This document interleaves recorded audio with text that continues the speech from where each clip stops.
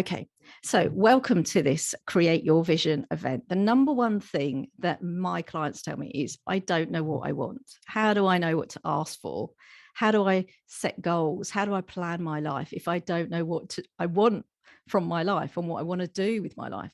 So by the end of this talk, I hope that you will have some idea of some tools to try to help you figure it out. So who am I? First of all, I'm Rifa. I run SheSays Brighton and Refigure events. I mostly offer one-to-one coaching.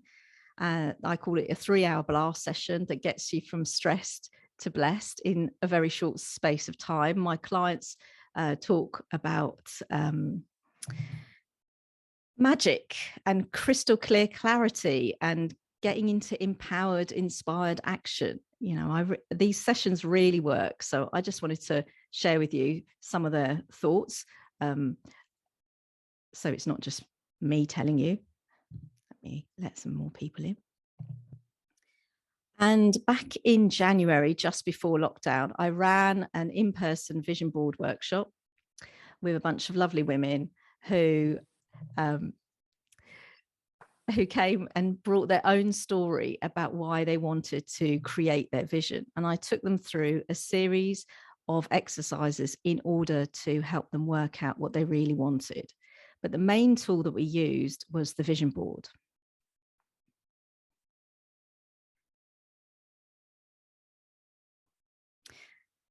What's a vision board? Now, a mood board is something different. It's a collection of images that help you focus on the look and feel of something you want to create. And they're really, really super useful. If you use Pinterest, you know what a mood board is. But a vision board is much more than that. It is a magical map of your dreams.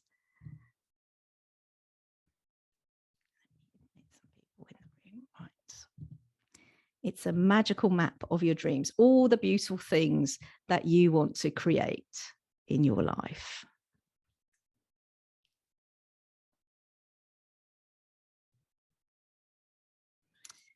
And what you focus on becomes your reality. With the right intention and direction, a vision board can help bring into your life the things that you really want for your home, your job, your relationships, your life. As I was saying just before the call started, I even work with manifestation techniques to bring the right people into my life, like the right clients, like clients that are absolutely lovely, who pay on time, who love what I do. A vision board can help you keep focused and positive and buoyant when times are tough. It can give you that sort of North Star to why it is you're doing what you're doing. So what you need: practical stuff you'll need: scissors, glue, lots of magazines, travel brochures, fashion magazines. I basically, wherever I go, I collect other people's magazines. You can get free ones from the supermarket, Sunday supplements if your family have them in their house, art magazines, anything, leaflets that you see, brochures. Travel agents still have brochures. If you wanted to order some online, they'll send them to you for free. And spend some time collecting these from friends and family. Don't do this in a rush. Like, just collect as many kind of strange and interesting material that you can find. Set a day when you're going to spend the time to intentionally create your vision board. Now, ideally, I would love to have you all around my house and we'll do this, you know, together.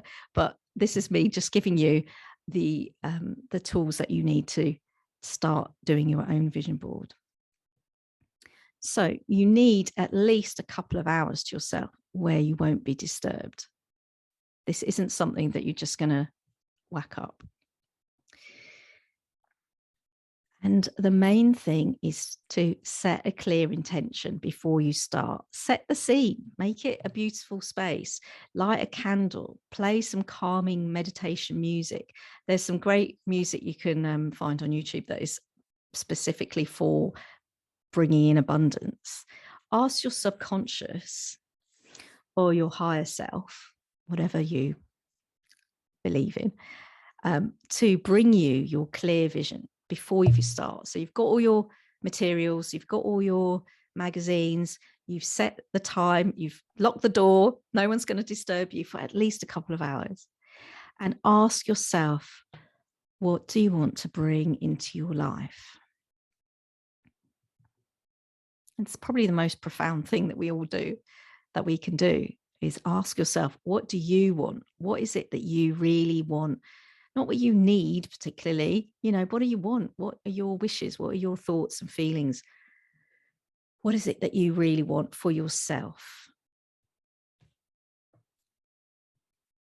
And then if you feel comfortable doing it, to meditate for a few minutes. And if we've got time, we're going to meditate together at the end of this session, a little short meditation / visualization. I'll take you through it. So you meditate for a few minutes before you start. Breathe deeply. It's a meditative process. Take your time when you're sifting through these magazines.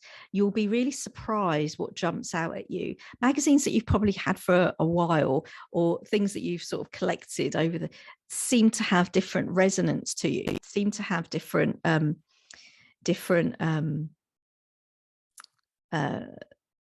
what's the word, like meaning for you. You'll be surprised what jumps out at you that fits your vision. It might even feel as if the universe is speaking to you. So cut out the phrases, the pictures, the headlines that jump out to you, and don't rush the process. The last point I'm going to repeat as well, arrange them on your piece of paper. So you need like a nice big piece of paper. I would go with A3. And when I did this workshop in person, I got loads of sheets of A3.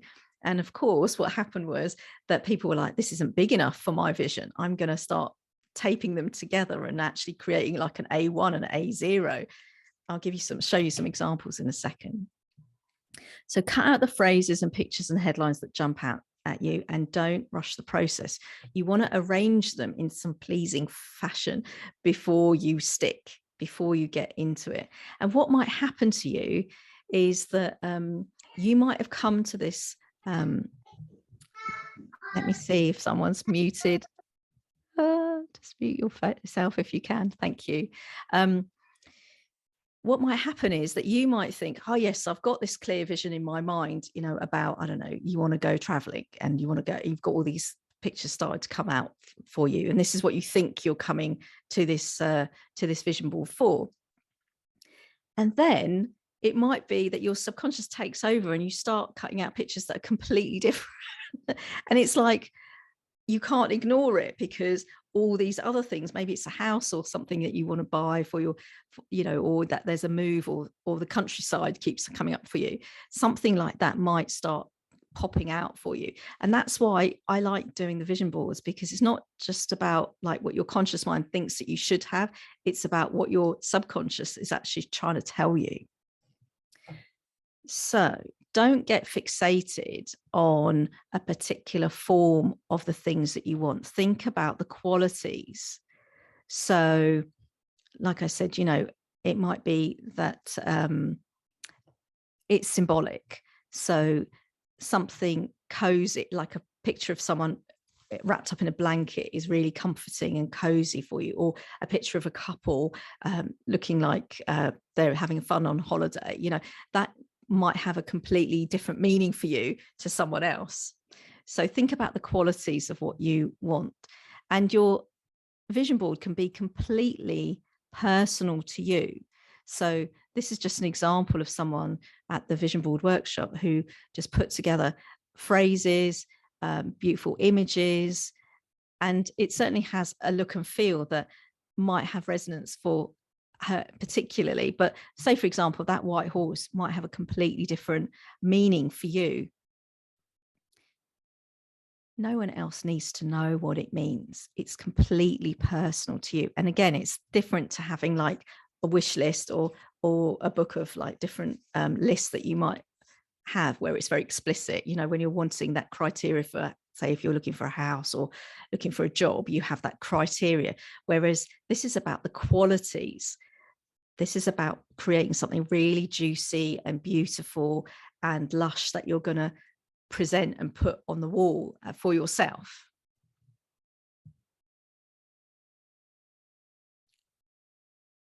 Just enjoy the process as well, but don't think about all the things that you should put on there.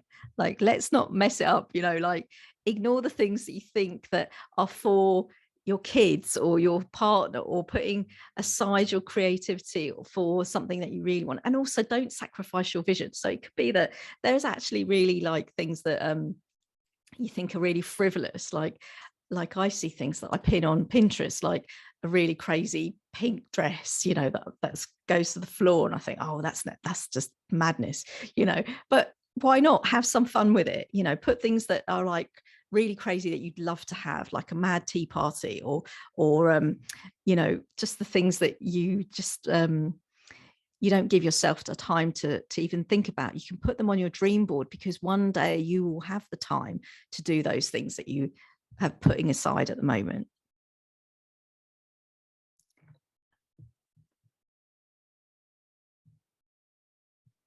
So there's another example here. So you can use an exercise book. Emma, my friend, we were just talking about, she reminded me that when I used to do Reiki and meditation as a full-time thing, I would teach people that you can create a vision book, which is actually a really nice sort of sacred space that you create. And you can put different sections in the book with 4 different areas. So you might have like a beauty section, or a home section, or relaxation and fitness section, or a work section, spirituality section, relationships, family or friends section. I've tried and dig it out so I can show you the one that I've got at the moment, and you can add to it as you go along. What you might find helpful for your vision board on your big bit paper is to actually arrange it into, like, it might naturally fall into different areas. So this bit of this corner of the vision board will be about, I don't know, say fitness, or the other bit is about travel, or you might want to section it so it's actually in different compartments, if you like. But with the book, one on the inside cover of the book, so say you're using a book like this, and you put in the inside cover a picture of you. So it becomes like your book. And then on the other inside cover, you put a high spiritual teacher, or a goddess, or an angel, or someone symbolic that you admire. You put Oprah or someone, I don't know, Beyonce, something on the other inside cover, so that everything within the book that you're putting in your vision book, it's like a scrapbook, if you like, but it's all the stuff that you want. And then it becomes more private and maybe a bit more robust, and a bit more like like portable is the word I'm looking for. So that's a vision book that you can have. And when you look back on it, you might find you're pleasantly surprised that some of those things have actually come to fruition. For example, when I first started doing this work, I really had a lot of feelings about even cutting out things, even allowing myself to dream about what I want, what I should have, what I could have.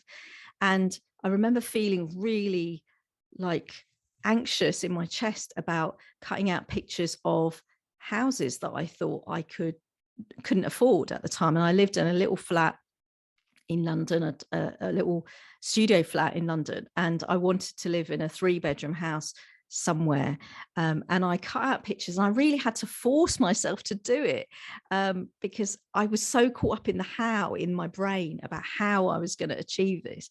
And I cut out the pictures, and I thought, I'm just going to trust the process. It works for other people. I keep reading about it. I keep hearing about vision boards. I'm going to cut out these pictures. And I cut out about 3 or 4 pictures, and they stuck them in the vision book and just forgot about it. And I just wrote a criteria of like 10 things that I wanted. I put, I'd love to have a living room that was big enough for me to run workshops in. I'd love to have a room for myself. I'd love to have another room for my boyfriend, who I wasn't even going out with anyone at the time, so that he has the space. It felt like I was absolutely bonkers trying to manifest something that was so far beyond my realms of possibility that I just forced myself to do it, and just put the front of the house, the pictures that I found in like estate agents magazines at the time, and put them in. And when I look back on when I found the book, when I moved into this house in Brighton, which I can't seem to not move anymore, because it's probably the best house that I've manifested, and the house won't let me go. And it had to be near the station, and it had to be close to all the shops, and it had to have all this criteria that seemed like absolutely magical, wish like crazy. And of course, there were a number of steps that got me to that point, but it was that clear vision that got me here. And when I saw the book, the front of the house was the same color front door. It was a very light colored house, and it was the door was even on the same side of the. It was uncanny. Basically, what I'm trying to say is that I freaked myself out a little bit that I had done it. I'd manifested this house, and I had no one to tell. I was like, it's like no one really cares, that you're manifesting something, or you've put it on your vision board. And I've done it for jobs as well, where I've like wrote a very detailed criteria of a freelance job that I would like, even to the point where I've put the street, like I'd like to work for a creative company on this street in Brighton, where I knew there weren't any houses, any offices on that street, and that I wanted to work on that street. I was sort of testing the universe. I was sort of testing, is this really working? Was it all in my head? Even though I've worked with so many clients and it has worked for them in various different ways, whether we write it out as a wish list or we use vision boards. And when I saw this ad for a job for an animation company, when they called me for the interview, it ticked all the boxes. And I wanted to work part-time for full-time money as well. They said, well, come for the interview, but I just need to tell you that we haven't updated our website and we've moved to number 1 Sydney Street.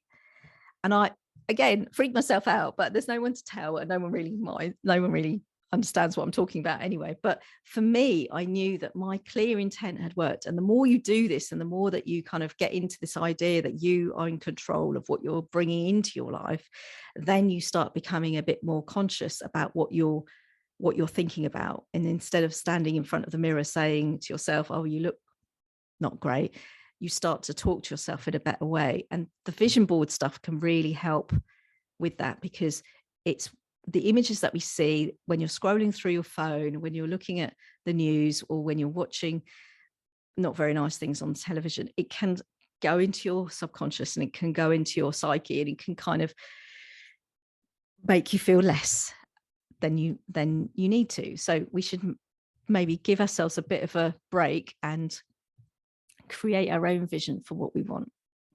So really give yourself time to contemplate what is going to make your life 5-star, first class. So take your time. What is going to make your life 5-star, first class, 10 out of 10? And that's what you're trying to achieve through this vision board. Let me see.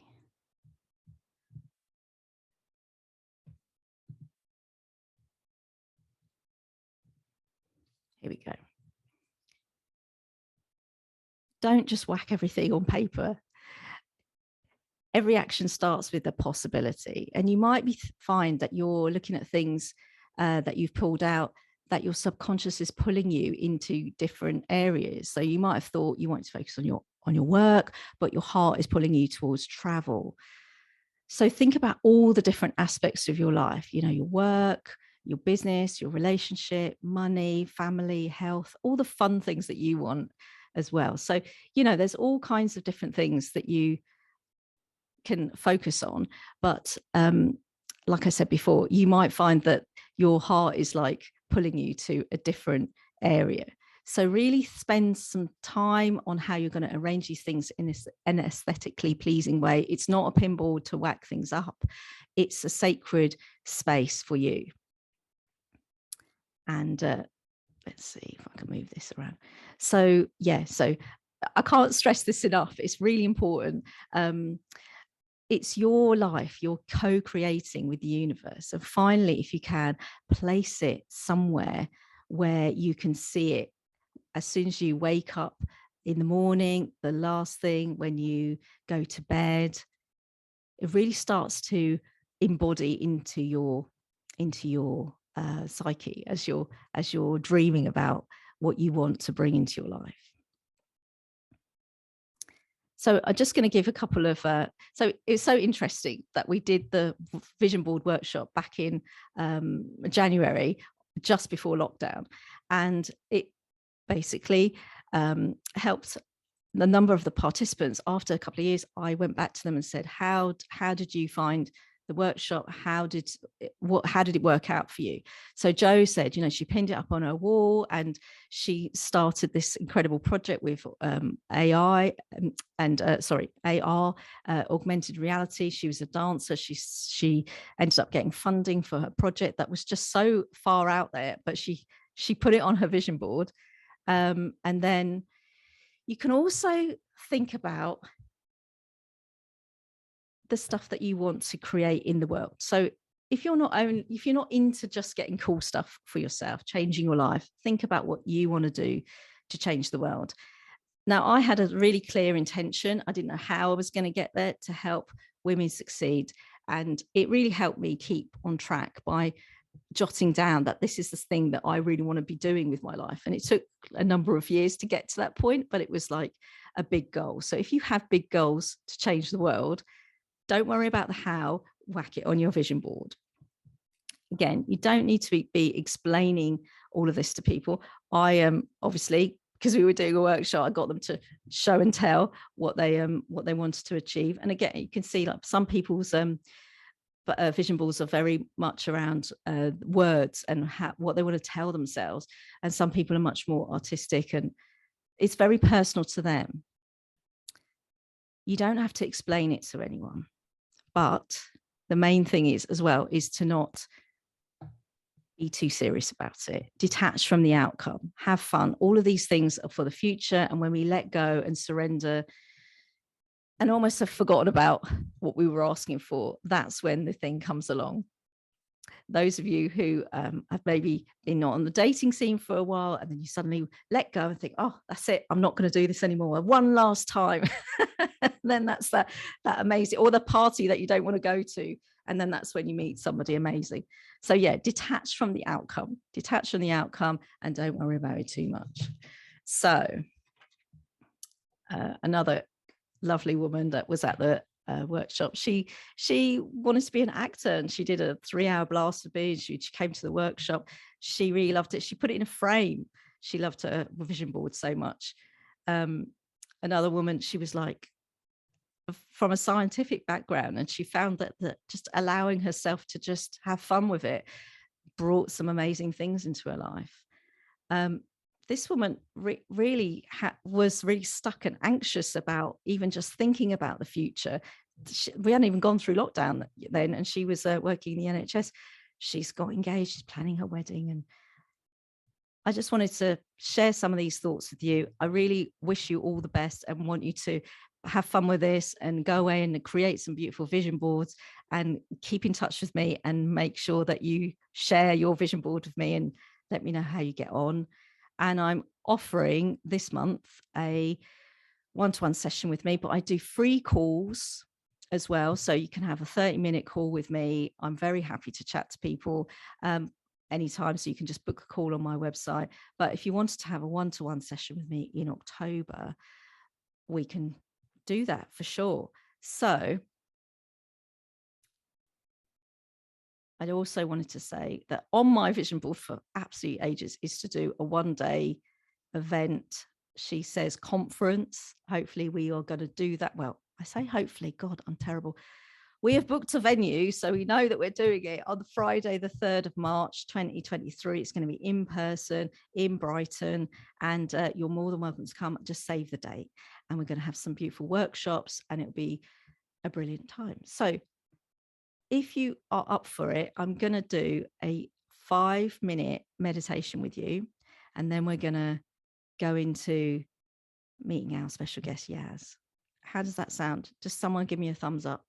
and we'll just do it. Excellent. Thank you so much. You don't have to have your cameras on. So this is, let me just take the memento. Let me just check the chat before we start. So just make sure you're in a comfortable position with your feet flat on the floor. Thank you for all the nice comments in the chat. And just breathe. You can close your eyes if you want to. I'm going to get a bit ASMR. See. Just breathing deeply into your stomach. And just relaxing your shoulders. And as you breathe deeply, just notice how maybe deep breathing feels a little unusual. As you breathe deeply into your stomach, feel yourself relaxing your shoulders, your arms, hands and fingers.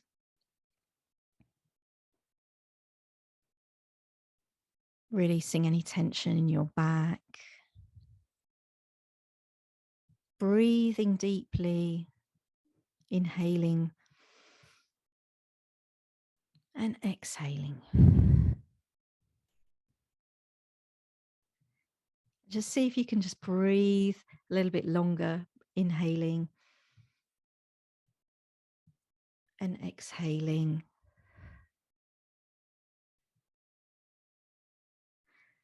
And just keep that going as you can feel your legs, your knees, your feet,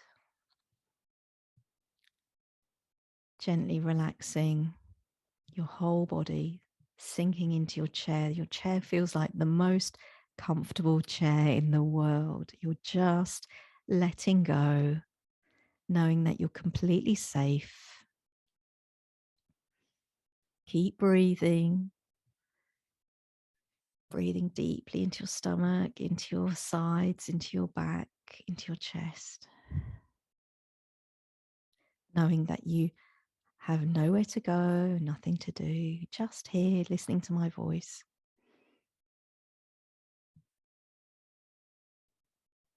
And everything's waiting for you at the right time. Now just imagine that there's somebody outside in a car waiting for you. And it's perfectly safe. It's a special car. You just enjoy this feeling of an adventure. You're going to go out of your front door. Just imagine that. Out of your front door into this amazing vehicle, whatever it is. It could be like a Cinderella coach. It could be an amazing limo, but it's a space. It could be a spaceship. It could be whatever you want it to be. But you're completely safe. You're going to jump into this vehicle and it's going to speed you into the future. And just keep breathing, knowing that you're going on this exciting adventure into the future, speeding through the familiar streets of your town, your city, going faster and faster into the future, and you're going to meet your future self. You're so excited to meet them. As you're speeding through,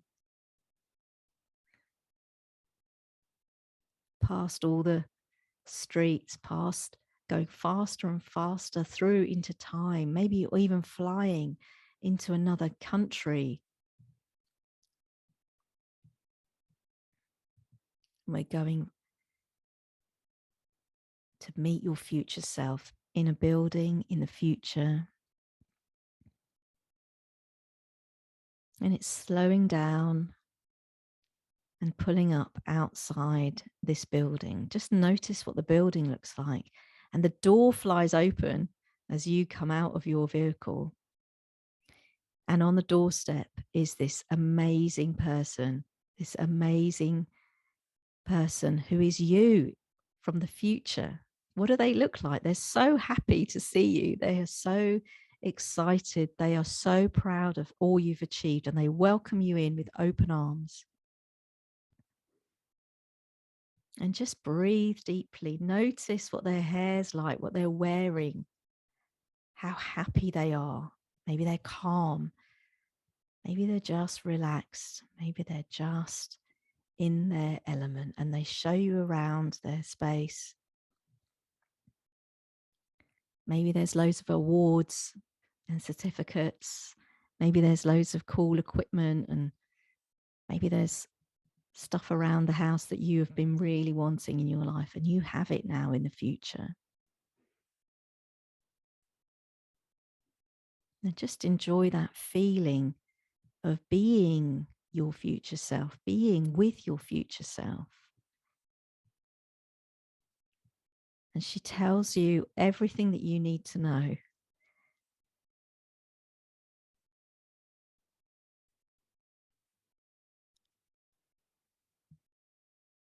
And just keep that message with you. She may even give you a gift. Just take that gift, just noticing everything around you. And give this future self a big hug. You're so happy to have met her or met them, whatever they are for you.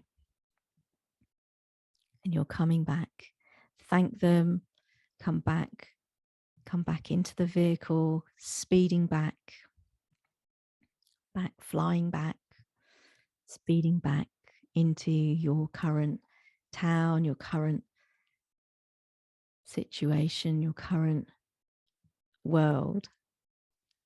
And you're coming back to your front door, back to your home, wherever you are, coming back into your body,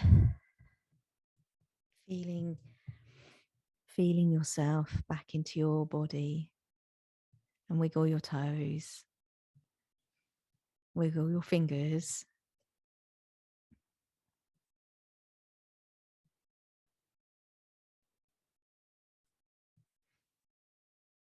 And when you're ready, you can take another deep breath.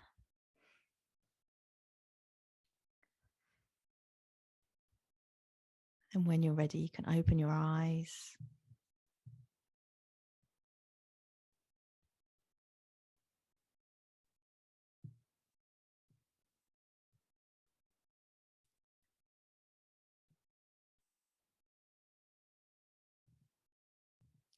You just see all of you all at once. So, how are you all doing? So Hayley says, love that meditation. Thank you. Thank you, Hayley.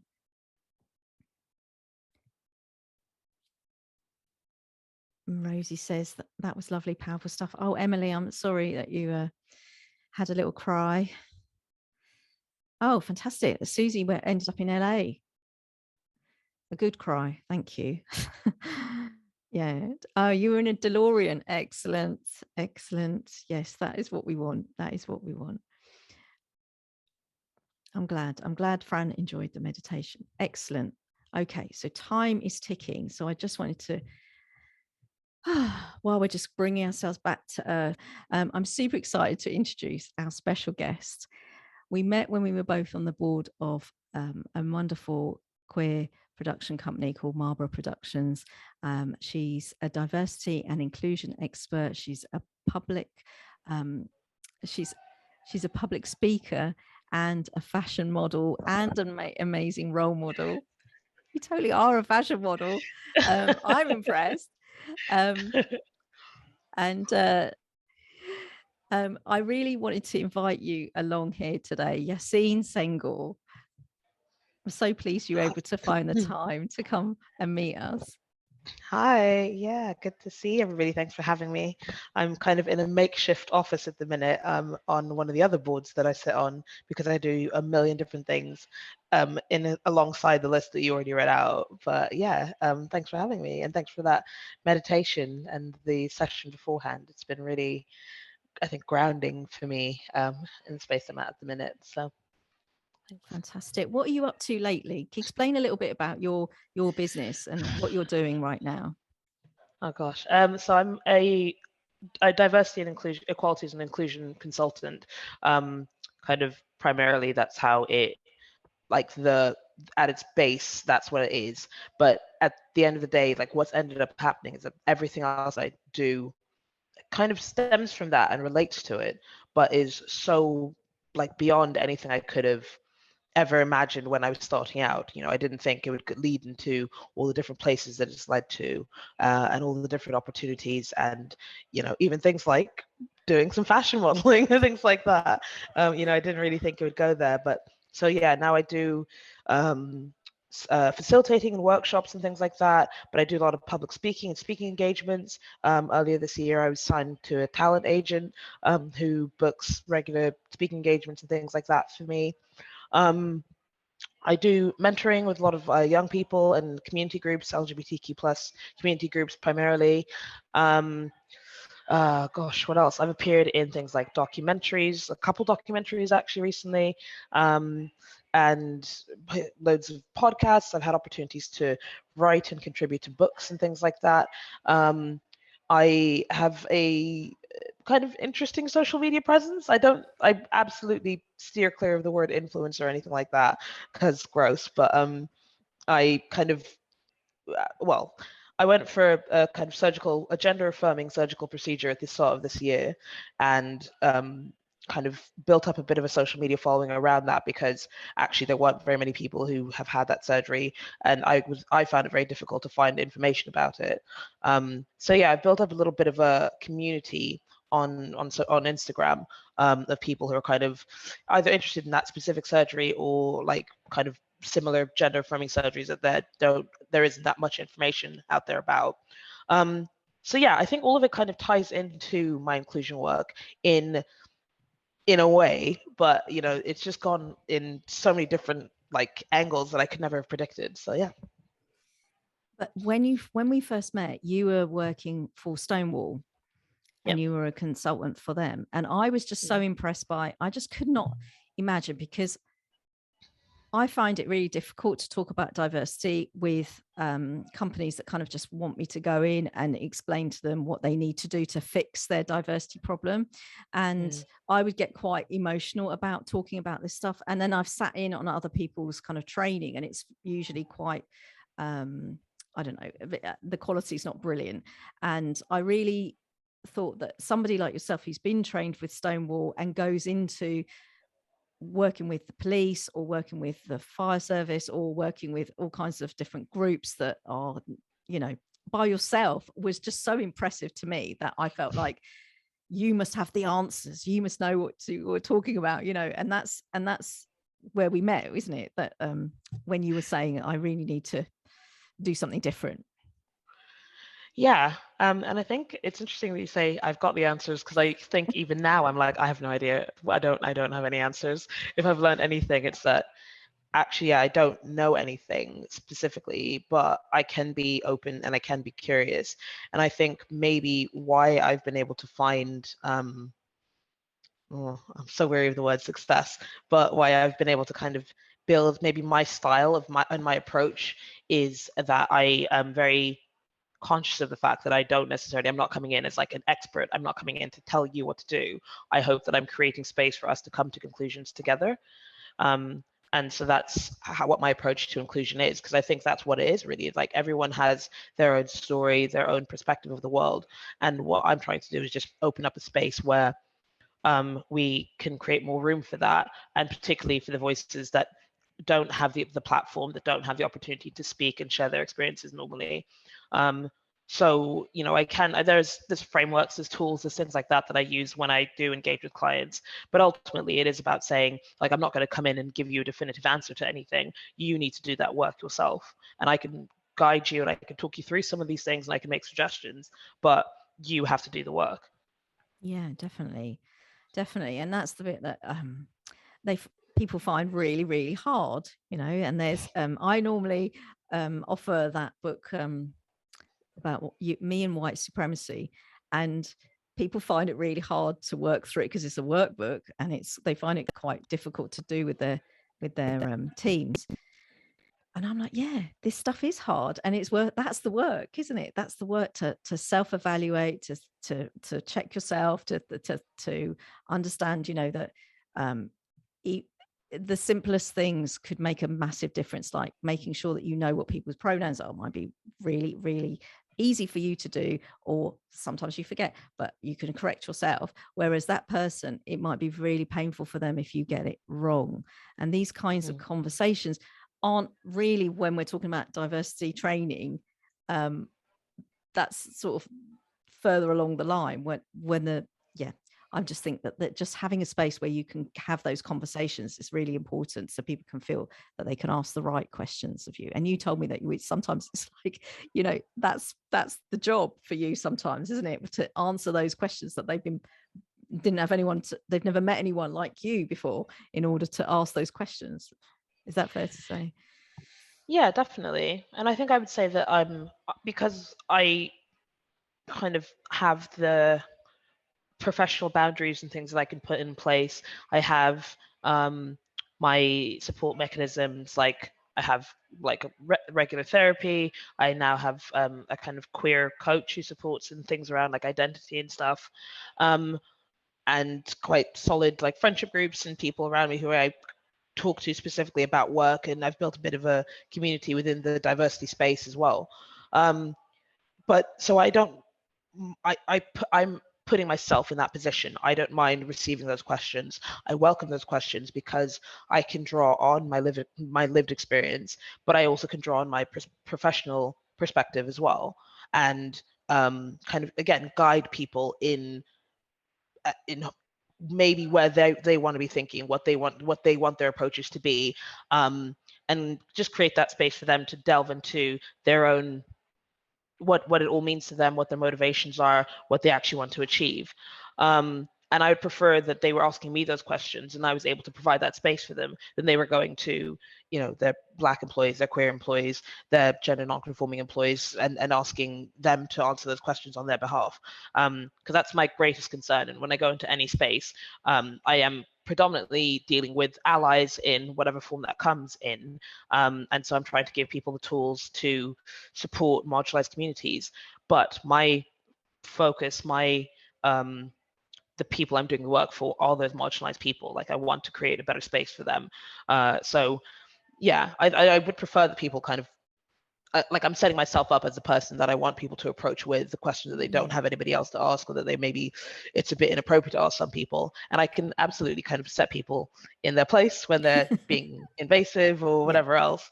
But, if their intention is pure as well, like if they genuinely want to learn, they genuinely want to get things right, then great. Like I'm well up for it. Let's have a conversation. Let's get into it. Let's answer things. I like get things wrong with me, basically. Yeah, sure. I understand. I mean, it's such a leap for some people, that for me, I found that when I set up SheSays Brighton, it was like people said to me, oh, well, there's no women applying for our roles, no women are coming to our events. And now that I've got the helping run the Women of Colour group in Brighton, it's the same thing. People are like, oh, well, we never get people of colour applying for our roles, and they cannot come into our events, and they don't even exist in Brighton. So it's this visibility thing that people, because most people are in their little bubbles of their own friendship groups or their own people, and so they don't even consider, they think they know everyone in their sphere, which is just extraordinary, really, isn't it? But when we met and you wanted to have this session, I remember, I mean, I don't want to speak for you. Tell me, when we did our session together, what did you think that we were going to come out of it with? Because you were just about to start your freelancing work, isn't it? Yeah. I'm not even sure what my expectations were. I kind of was at a point where I had enough clients coming to me that I was like, okay, I can take the leap. I'm going to leave Stonewall. I'm going to leave my very stable, well-respected job in the middle of a pandemic. That was a great decision. So I don't really know what I was thinking, but it sort of felt like things were aligning in a certain way. And I definitely needed maybe a little bit of guidance and support in maybe opening up the space to hear what that, like, my body, my brain, the universe, whatever, was telling me to do. But but I don't even know what the outcomes were. I think I just needed maybe a little bit of practical support. I don't think I'd specifically even focused on the purpose or the mission or the driving force behind it, but I think that we did end up spending quite a lot of time working on that and looking at things like authenticity and imposter syndrome and things like that as well. And so actually things that are really weirdly like so pertinent in my everyday life, like they're not pertinent, they're prevalent in my everyday life, especially at that point where there was a lot of insecurity about like what I was doing. Was it going to be successful? Is this a good time to be doing this? But I don't think I like consciously was aware of just how prevalent it was and just like how much of a big issue those things were. So yeah, just being able to talk them through. And I think finding that very clear understanding of what my driving force was, why I was doing it, was made it easier or made it clearer to say, okay, these are the things that come up for me again and again, but these are the ways in which I can address them or be aware of them or be conscious of them in the way that I move forward. Yeah, I definitely remember this thing of, it's something that comes up with everyone. So everyone needs to know who you're serving, who is your audience, because we can get caught up in like who's paying for the service, right? Which is the one thing, is like, I don't know, the client, the police, the company, the corporate, they're the ones that are paying for the service. But who you're serving in your heart is actually these disenfranchised or underrepresented people or underestimated people, is how Arlen talks about it. I feel like I think we spent a lot of time as well talking about like your website. So this comes up quite a lot. So I'm just going to say it, if that's okay, because we often, again, think about like, who's the audience? They're the people that are going to pay the clients. Where are the clients coming from? Who are the people that we're going to sell to? And then we have an idea of what the website should be like.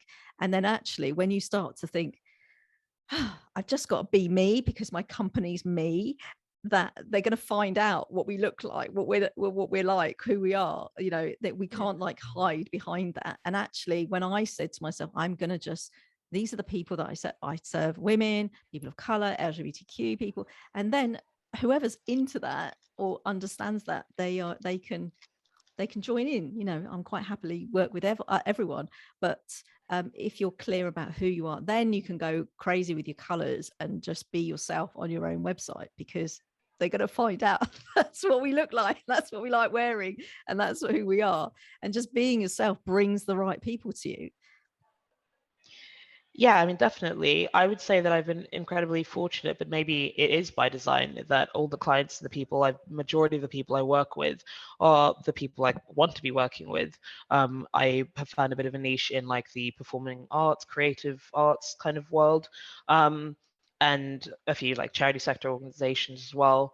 And that's really where I want to be. Those are the people I want to be working with. There's been a few corporate clients and a few corporate bits of interest. And even with them, I'm a bit like, how on earth did you even find me? Like, why? What do you But you know what? Bring it on. I'm going to treat you exactly the same as I treat everybody else. In fact, I'm going to push you more. And if you respond to it, great. And if you don't, then, you know, it was never a relationship that was going to work in the first place, but I'll give it a shot. But yeah, so much of what we talked about when in that session was around, that authenticity and that bringing my whole self and putting my whole self or who I am into the conversation. So like, and I think I remember really clearly one of the things you said when we were umming and ahhing about my Instagram and whether I was going to have like a whole new social media profiles and even like LinkedIn and stuff. And we talked about the point that it was vitally important that I'm putting myself in there and that I'm not separating the two things, because effectively my work is telling or guiding companies and organizations into how they can make it an inclusive space so their employees can be their full selves. So if I'm not doing that, then how can I go out and ask my clients to do that?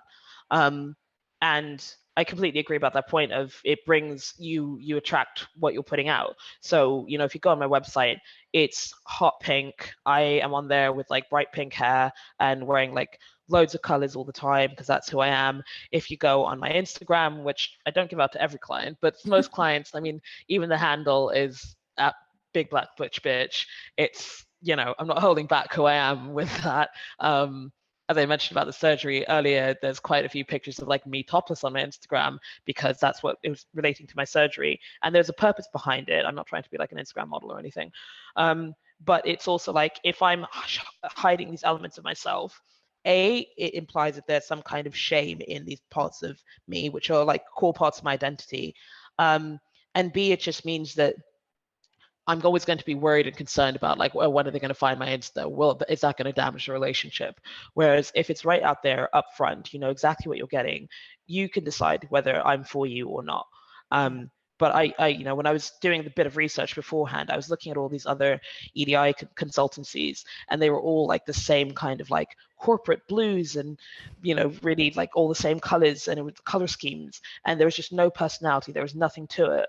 And so with my work, I'm saying, like, if you work with me, we're going to do things slightly differently. There might be some different approaches. I'm not going to be your most kind of like standard corporate professional kind of person, but, you know, we will, I hope, achieve results because we're going to have real conversations. We're going to maybe have slightly different approaches to things. And that doesn't mean that I don't have a professional perspective. That doesn't mean I don't know what I'm talking about or what I'm doing. But, you know, what we're trying to do is break down these preconceived ideas about what workplaces should look like, what professionalism looks like. And, you know, if you're choosing to work with me, if you really want to do that for real, then me having a pink website or whatever shouldn't be a blocker to that. Completely. Thank you so much, Yaz. I've put your website on the screen, and we're coming to the end. And thank you so much. I know you've got something else you're doing at the moment anyway, so I'm going to let you go. And thank you for bringing so many cool people to this space as well. And I know that you've got so many fans. You are an influencer, definitely are. So I'm going to let you go, but you're more than welcome to stick around, and maybe people have got questions for you as well. I'm going to pause this share and go back so we can see everybody. So I mean, I can stick around for a few minutes. Excellent. I hoped you would, but I didn't want to take advantage of you. So Zainab says, incredible website, incredible person. It's all very interesting for Zoe. And Rebecca says, thank you so much. And Emily's following you on your Insta. Like, we will find you, you see. That's like, you can't hide on social media, so you might as well be yourself. Rosie loves your website as well. Thank you for sharing. Yes, I mean, are there any questions? Like, you can unmute yourself if you'd like to. Coral says, inspiring in understanding your journey. Anybody got anything they want to talk about? Anybody want to say anything about the vision or as well, vision stuff as well? Yaz is here for a few minutes as well, so we can ask any questions. We could go into smaller groups if that's more helpful for people as well.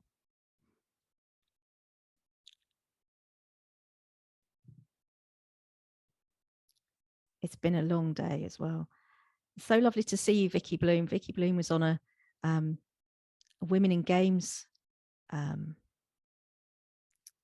conference, part of a conference workshop that we did. Creative Leadership Labs. That's thank you, Rifa. I met you there a few weeks ago, I think it was, and it was amazing. We did a bit of like the breathing and meditation there, and I just saw that, I think it popped up on my Eventbrite, and I just thought that looked really interesting, the vision board, and I'm really looking forward to making my own board and putting it up. And it was really great to hear from Yaz and yourself again, Rifa. So thank you for your time and your energy in putting this together. And you see I have my bright yellow, but now I'm feeling like I need some hot pink to go with that. Yeah, definitely. Definitely. So good. It's all good learning, isn't it? It's all like something small might just stick in your brain from any of these sessions or from any of the talks, and then you kind of like, it comes back to you later, it all just gets absorbed into you. I'm so glad to see some of you. Dorota, how are you doing? It's been a long time, and I know you've been doing a lot of artwork. Yes, I'm good. I've got a couple of exhibitions coming up in October, so art's going well, actually. Well, I had a few rejections as well, so it's all in the balance. But that's all good learning. I'm so proud of you. I think it's amazing, So those hidden things that you're not expressing, you know, and then you just go and run with it. See what happens next year. Yeah, definitely. Good luck to you with that.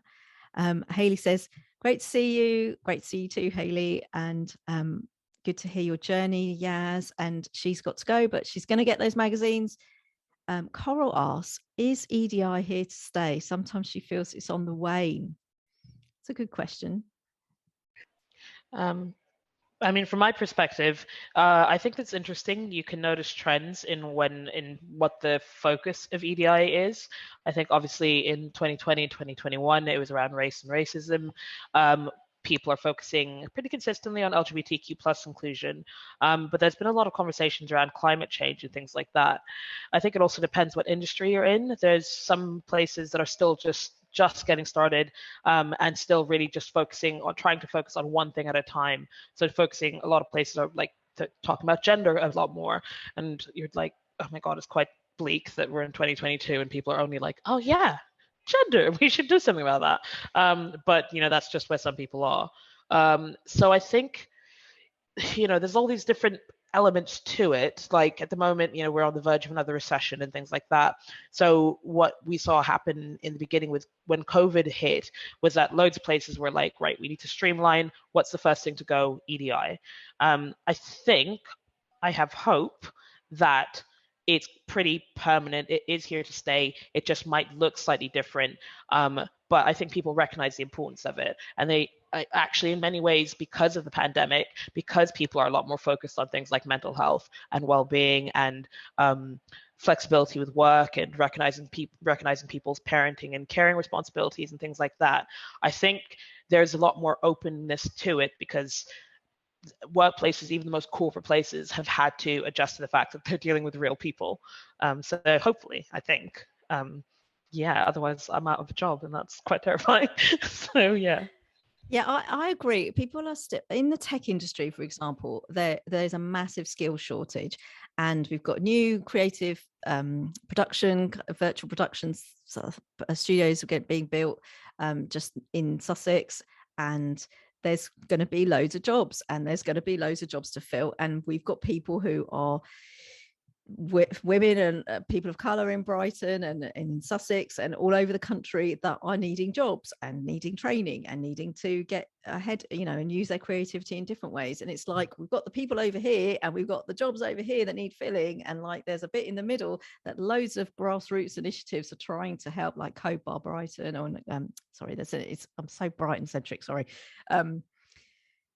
That's an international organization now, again, a charity that's trying to help. And there's loads of code sort of initiatives for women, Black Girl Codes, for example, and girls code first, something like that. But there's loads of those, and it's like somebody else, like there's got to be that kind of tipping point, you know, where it just becomes normal and natural for these worlds to meet and collide, you know. But it takes time because there's a lot of negativity, let's say, around different industries. So they get women in games is like a big deal, you know. Women in tech is still a big deal, you know. So let alone everybody else that is needing space in those industries, which are very lucrative, and we should all have a space in those, you know. And I just think it's just not going to go away because the problems are still there, and the dinosaurs need to retire and let the rest of us like take over the world. Coral is so nice. I wish I could see you, but you know, it's been a long time, and I hope we can meet up at some point. In academia, the words are said, but they're not really committed. I know I'm sure you look amazing, but I don't know, you're not on social media, so that's why probably we don't see each other very often. Anyway, she's still trying to work it out. I know we have to, like, next generation, we need to keep moving forward, isn't it? Alex is saying that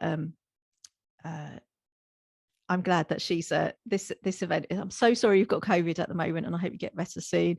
And she's going to get her division board started. She asked, do you do podcasts and a blog, etc.? Yes.